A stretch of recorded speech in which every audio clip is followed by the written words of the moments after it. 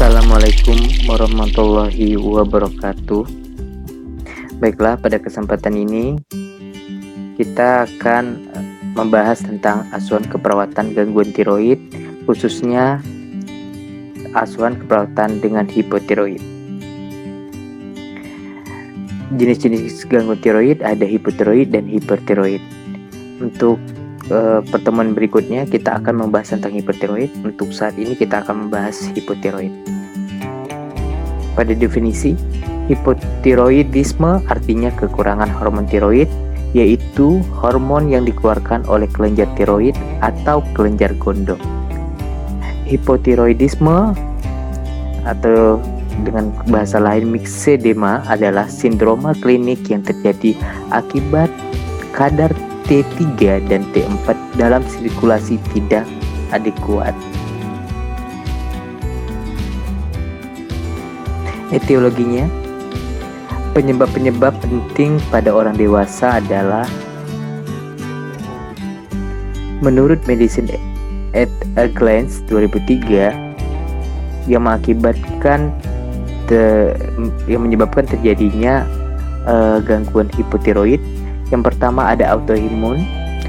Ada dua bentuk tiroidistis autoimun yang mudah dapat dibedakan melalui adanya stoma atau atrofik.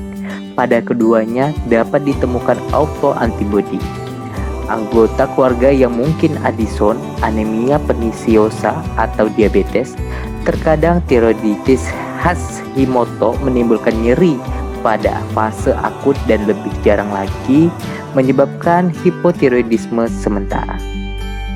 Yang kedua, pasca terapi tirotoksikosis, yaitu radioiodin, operasi obat-obatan anti tiroid. Penyebab berikutnya yaitu defisiensi iodin, yang mana saat ini paling banyak penderita hipotiroid diakibatkan oleh defisiensi iodin, yang mana merupakan trauma endemik. Misalnya leher Derbyshire adalah penyebab paling hipotiroidisme paling umum di seluruh dunia. Yang keempat, kelebihan iodin. Kelebihan yang kronis misalnya ekspektoran atau amiodaron dapat menyebabkan hipotiroidisme.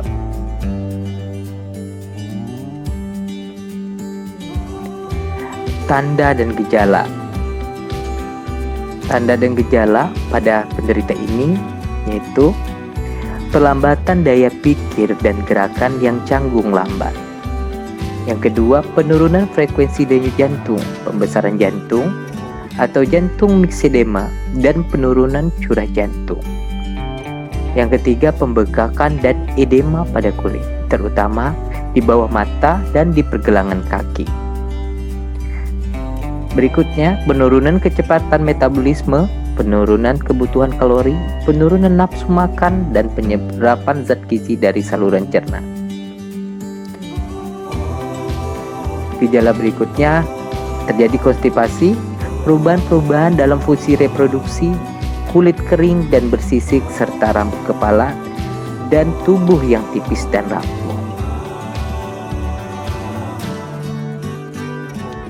Patofisiologi, hipotalamus membuat tirotropin releasing hormone atau TRH yang merangsang hipofisis anterior. Hipofisis anterior mensintesis tirotropin atau thyroid stimulating hormone atau TSH yang merangsang kelenjar tiroid. Kelenjar tiroid mensintesis hormon tiroid atau hormon triiodothyronin atau T3 dan tetraiodothyronin dikenal dengan T4 thyroxine yang merangsang metabolisme jaringan yang meliputi konsumsi oksigen, produksi panas tubuh, fungsi syaraf, metabolisme protein, karbohidrat, lemak, dan vitamin-vitamin, serta kerja daripada hormon-hormon lainnya. Kita perhatikan pada pathway ini ada 3 part yang saya ambil. Yang pertama, kita lihat adanya pengobatan hipertiroid, yaitu yodium radioaktif atau pembedahan, ada dikarenakan oleh perjalanan dari malfungsi kelenjar genetik dan disfungsi folikel yang mana bisa mengakibatkan hipotiroid. Pada malfungsi kelenjar itu mengakibatkan tiroid, hipofisis, hipotalamus. Pada tiroid tidak ada umpan balik pada hipofisis anterior dan hipotalamus, mengakibatkan penurunan kadar HT dan peningkatan kadar TSH dan TRH, mengakibatkan terjadinya hipotiroid. Pada hipofisis tidak ada umpan balik dari TSH atau HT, mengakibatkan penurunan kadar TSH, penurunan kadar HT, dan peningkatan kadar TRH yang mengakibatkan hipotiroid. Begitu juga dengan hipotalamus, apabila terjadi penurunan kadar HT, TSH, dan TRH menyebabkan hipotiroid. Pada genetik, bagaimana perjalanan genetik menjadi hipotiroid? Kita lihat terjadinya tiroiditis autoimun, antibodi menyerang sel kelenjar tiroid, mengakibatkan disfungsi folikel tiroid sehingga menurunkan iodin dari sel, mengakibatkan penurunan reaksi iodin dan tiroksin. Sedangkan pada disfungsi folikel tiroid adanya penyerapan yodium yang menurun, jadi kurang terserapnya yodium dalam tubuh, mengakibatkan reaksi iodin dan tiroksin juga menurun. T3 dan T4 sulit terbentuk sehingga T3 dan T4 pun menurun, sehingga terjadilah hipotiroid. Pada part kedua, setelah terjadi hipotiroid, maka terjadi berbagai macam masalah. Ada masalah perubahan status kesehatan, ada gangguan metabolisme, ada TSH merangsang kelenjar tiroid untuk mengekskresikan. Pada perubahan kesehatan terjadi hospitalisasi. Masalah yang muncul pada saat ini adalah defisiensi pengetahuan. Pada gangguan metabolisme mengakibatkan penurunan produksi ADP dan ATP, sehingga mengakibatkan sirkulasi tubuh terganggu, kelelahan, dan penurunan fungsi pernapasan. Pada sirkulasi tubuh terganggu mengakibatkan penurunan suplai oksigen ke jantung dan juga penurunan suplai oksigen ke otak. Pada jantung, cardiac outputnya menurun sehingga terjadi penurunan perfusi.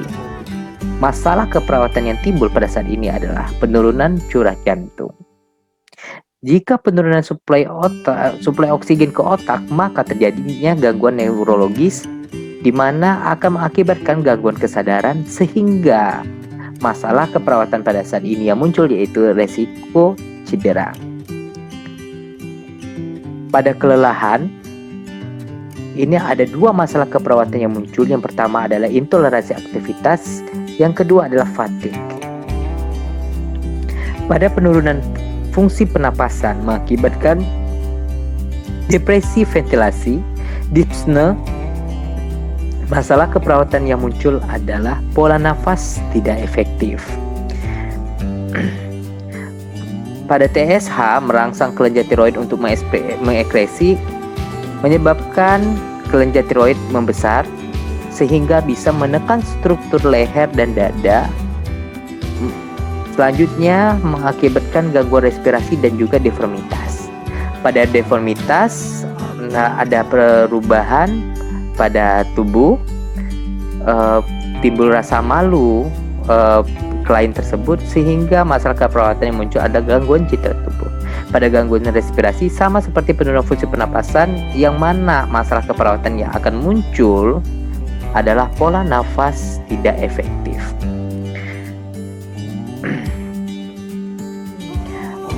Menekan struktur leher dan dada ini juga bisa mengakibatkan disfagia, yang mana intake nutrisi tidak adekuat, sehingga intake nutrisi yang akan suplai ke tubuh itu tidak cukup.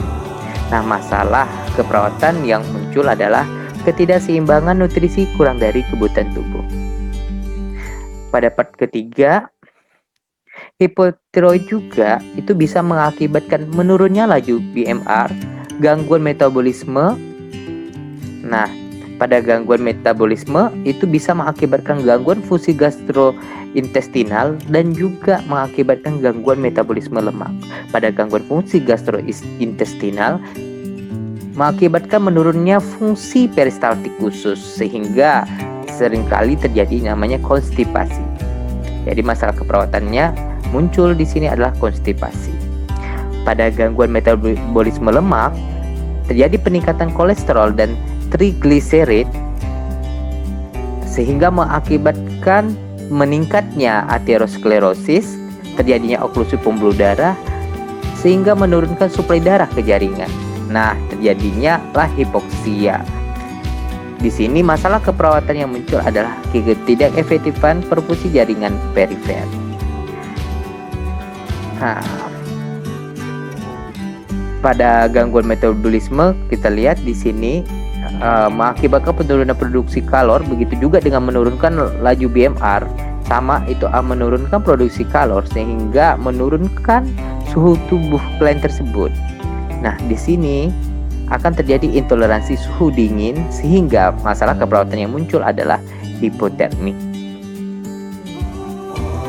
Komplikasi apa aja sih yang bisa muncul pada pasien ini? Yang pertama yang sering banget terjadi adalah koma myxedema. Nah, biasanya pasiennya seperti ini adalah pasien yang tidak mengkonsumsi obat sama sekali, yang mengakibatkan kelemahan progresif, stupor, hipotermia, hipoventilasi, hipogliksemia, hiponatremia, intoksikasi air, shock, dan meninggal. Yang kedua, komplikasi berikutnya adalah myxedema dan penyakit jantung. Nah, ini mengakibatkan terjadinya angioplasti koronaria dan bypass arteri koronaria. Yang ketiga, komplikasinya adalah hipotiroidisme dan penyakit neuropsikiatrik. Nah, nggak sedikit pasien ini yang yang terjadi gangguan pada neuropsikiatrik itu terjadi kebingungan, paranoid, atau bahkan maniak seperti myxedema madness. Jadi mukanya terlalu terlihat marah atau cemas. Nah, itu biasa terganggu, udah komplikasi ke neuropsikiatrik. Untuk klasifikasi masalah ini, hipotiroid dapat diklasifikasikan berdasarkan waktu kejadian kongenital atau akuisital, disfungsi organ yang terjadi primer atau sekunder atau sentral, jangka waktu transien atau permanen, atau gejala yang terjadi bergejala atau klinis, atau tanpa gejala atau subklinis. Hipotiroid kongenital biasanya dijumpai di daerah dengan defisiensi asupan yodium endemis. Pada daerah dengan asupan yodium yang mencukupi, hipotiroid kongenital terjadi pada 1 dari 4.000 kelahiran hidup dan lebih banyak dijumpai pada bayi perempuan menurut Roberts dan Ladenson 2004.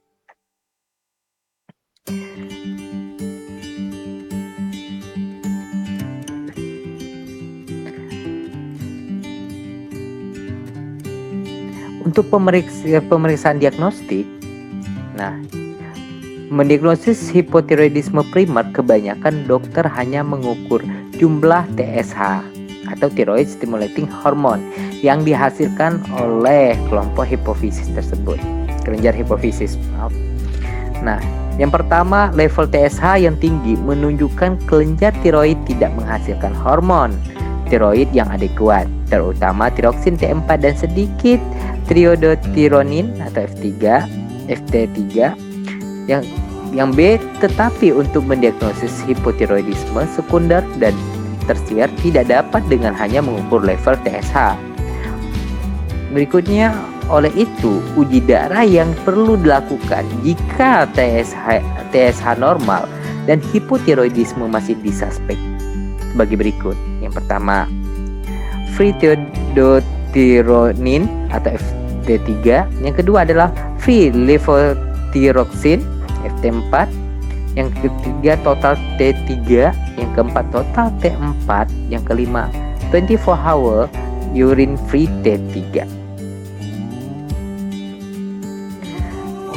Asuhan keperawatan untuk pasien ini adalah, yang pertama kita melakukan pengkajian. Nah, pengkajian tidak lepas dari data subjektif dan data objektif yang akan kita temui pada pasien tersebut. Pada data subjektif, yang kita gali adalah pengalaman perubahan status sosial atau mental. Mengalami sakit dada atau palpitasi, nah hal ini bisa menjadi data subjektif yang mana akan disampaikan oleh pasien maupun keluarga pasien sendiri. Berikutnya, mengalami dyspnea ketika melakukan aktivitas atau istirahat. Nah, sesak, gerak dikit sesak, melakukan aktivitas ringan juga sesak. Berikutnya adalah riwayat perubahan pada kuku, rambut, kulit, dan banyak keringat. Kemudian mengeluh gangguan penglihatan dan mata cepat lelah, perubahan asupan makanan dan berat badan, perubahan eliminasi feses, frekuensi dan banyaknya intoleransi terhadap cuaca panas, mengeluh cepat lelah dan tidak mampu melakukan semua aktivitas hidup, perubahan menstruasi atau libido, pengetahuan tentang sifat penyakit, pengobatan, serta efek dan efek samping obat. Pada data objektif, nah, kita bisa lihat status mentalnya. Perhatikan pendek, emosi labil, tremor, hiperkinesia. Yang kedua, perubahan kardiovaskular kita perhatikan dengan tekanan darah sistoliknya meningkat, tekanan diastoliknya menurun. Nah, takikardinya walaupun waktu istirahat disritmia dan murmur. Pada perubahan pada kulit, hangat, kemerahan, dan basah. Kemudian perubahan pada rambut kita bisa perhatikan pada saat pengkajian teraba halus dan menipis. Pada perubahan pada mata terjadinya lidlak, glowfleck, diplopia, dan penglihatannya kabur. Perubahan nutrisi metabolik pada pasien ini, berat badannya menurun, nafsu makan dan asupan makan bertambah, serta kolesterol dan trigliserida serum menurun. Perubahan pada muskuloskeletal, otot lemah, tonus otot kurang dan sulit berdiri dari posisi duduk. Hasil pemeriksaan diagnostik yang harus dikaji adalah peningkatan T3 dan T4 serum dan penurunan TSH serum. Menurut Badero Mari dan kawan-kawan tahun 2009. Nah, diagnosa keperawatan yang muncul. Ini diagnosa keperawatan yang muncul untuk pasien hipotiroid sebenarnya banyak. Cuman saya tampilkan 5 masalah prioritas yang sering terjadi. Yang pertama, pola napas tidak efektif berhubungan dengan depresi ventilasi. Yang kedua, penurunan curah jantung berhubungan dengan volume kuncup akibat brakikardi. Yang ketiga, konstipasi berhubungan dengan penurunan gastrointestinal. Yang keempat, perubahan nutrisi kurang dari kebutuhan tubuh sampai dengan peningkatan kecepatan metabolisme. Yang kelima, perubahan suhu tubuh berhubungan dengan produksi kalori menurun. Jadi jika teman-teman mendapatkan masalah keperawatan pada saat itu yang bisa dijadikan prioritas selain diagnosa yang saya tampilkan ini, bisa ditarik kesimpulan berdasarkan data subjektif, data objektif, dan bisa ditegakkan masalah. Oke, baik. Terima kasih atas waktunya. Saya sudahi. Assalamualaikum warahmatullahi wabarakatuh.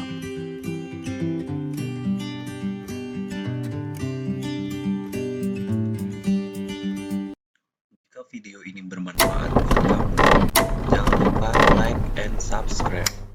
Terima kasih.